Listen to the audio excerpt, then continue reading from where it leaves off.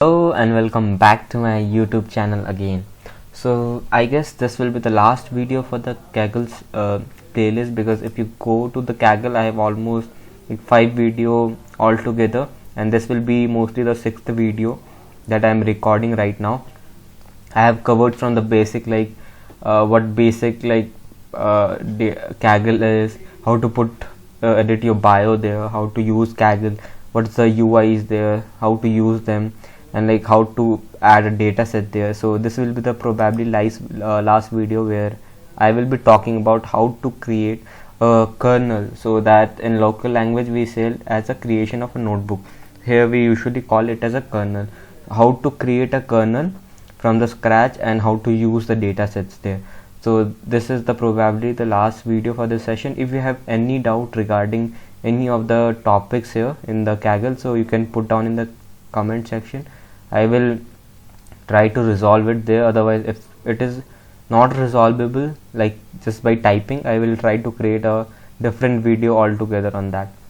So I guess let's start this. So again there is a lot of ways to do it. Just directly you can go to code section and you can directly click new notebook, or you can just directly click create and a new notebook. So both of the thing do the same things. It will start creating a kernel for you. So the kernel sort of look like this. If you know a Jupyter notebook is sort of same. So you can add something like demo. If I am writing something demo, so and it should be like within minimum 5 character long. So demo kernel, and I guess that's all. Yeah, it's saved. So it auto saves. And the important thing is, whenever you start a kernel, it automatically redirect everything. Like it import this basic libraries, pandas and numpy. They import all the directory and all the files that will import. So I guess I don't need this, so you can just right click it, and there's all the option: cut, copy, paste, delete, split cell, merge cell, hide cell, and all those things. So you can use it according to your need. I just need to delete it, so I will just do delete. And there are like shortcuts also written on the right side. So for copy, you can see C, Control V, Control C, everything. If you press double D, it will delete it. So yeah, and you can make a markdown here or code here, but that will be easily done with this thing also. This is also code, this is also markdown. So basically writing code here. So we can run all the cell, run particular cell. If you want to add new cell, delete a cell, cut the cell, here you can copy a cell, you can here paste a cell. So yeah, I guess this top UI is clear. Now you can so the first thing we usually do is start a session.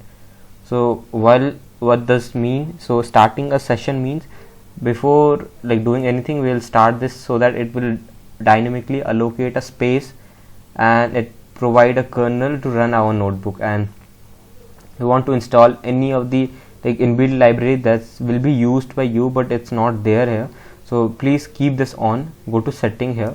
So there will be setting here. Just go and keep your internet on. So if you have some particular library that it's showing that that library not found, so directly you can do that pip install, that sort of thing.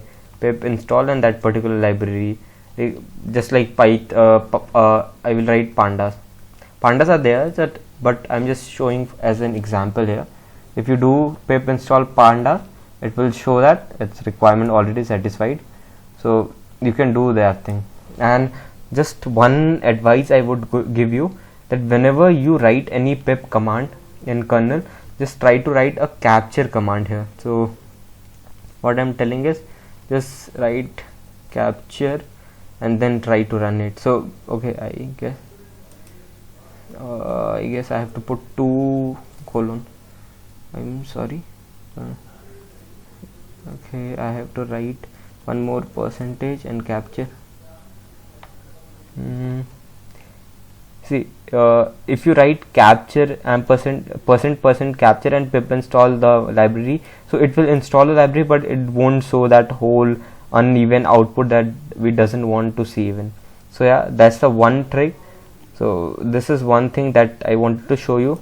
Let's start creating a header. So if you do the same thing, if you put one hash, it will be the greatest header, like hello if you write hello, so it's a code, I guess. Yeah, I have to write as a header markdown. So if you write one hash, it will be bigger. The same thing if you markdown, make it as a markdown double hash hello, so it will keep how many hashes you keep, the size becomes smaller. So, and you can explore more, like you can put colors in this text, you can use HTML tags. Inside the tags you can put colors, you can make it bold and everything by using HTML tags. So it's sort of same, so you can explore more here. You can, like, now just to simplify everything, I will import like pandas, yeah, as pd. If sorry, I just did od, doesn't matter. So this is the way you can just import any library, the same way you do in Jupyter Notebook. Now coming to addition of a dataset, so what you can do is just click this icon, add data. So it will open this page where you can upload your dataset. If you click upload, you have a same option, I guess. From the last video you have seen how to upload your own dataset from different links and GitHub and everything. Just for this example, I will add any particular just example, like if I want to use any health data. So if you just have to put the name here, health, and you will get a lot of options, and like was the file type, was the size, who has uploaded, how many people have seen, so and the description of the datasets also. So just choose accordingly and click add. If you click add, it will take a very small second and it will add the data. So as you can see that the data is added, and this is the CSV file. Just copy this path, and again what I will do is I will come to this section and write df equals to pd dot read CSV, and the path will be this one. Yeah, so I guess I have added one here.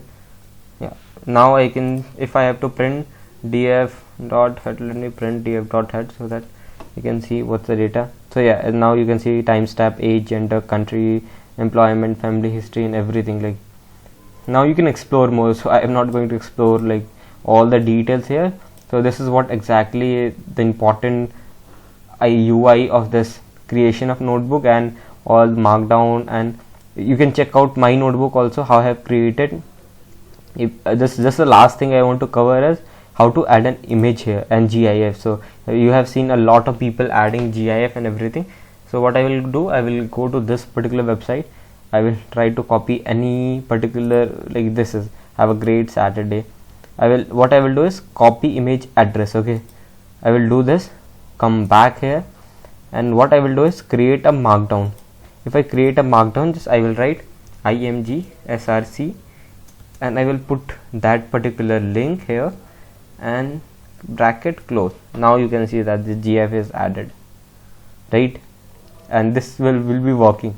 So just just to save, just go to share, and this will always be in private mode. You have to just put it as a private or public, you have to choose it, and then you have to save it. So I am not going to save this, I will just leave this part and go to my notebooks, and I will show you like what sort of notebook do I create and how you can do it. So as you can see that this is demo kernel we were creating, right? It's of no use and it's private. What I will just do, and just right click it, this three dot and delete. It's no use. So if I have to open any of the data sets, try to give a good name, try to put any emojis sort of that, so that people can correlate. And let's go down. So you have to always like write about header. So this is one way I have created, as you have suggested, right? You can put colors on the header section. This is one thing I have done. Center the tag that will be header, write something about it, try to put pictures here, snips and everything. Always put comments so that people can understand, and just a sort of thing. Just write informations and everything, like what exactly you are doing and what are the values you are getting.